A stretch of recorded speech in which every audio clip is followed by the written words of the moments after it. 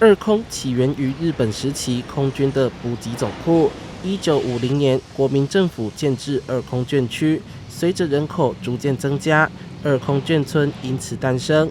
后来眷村迁建，二空原住户陆续搬离。2022年，市府在进行修复工程，建造二空新村园区。我是48年到二空的，像那个防空碉堡，以前我们在的时候啊，我们还上去玩那个叫做试管50机枪，能够保留的，没有那个安全顾虑的，他就把它保留下来。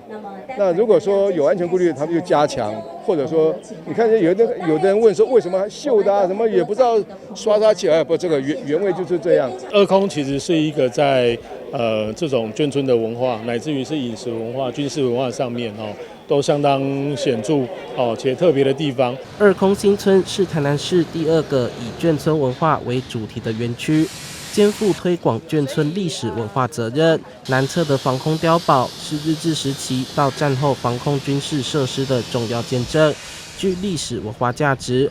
另外还设置一架 F-51退役战斗机，也是航空工业划时代的产物。这些过去的回忆能够具象化，或借着这些文物或者这些过去的纪念的这个共同的记忆，能够把它留存下来。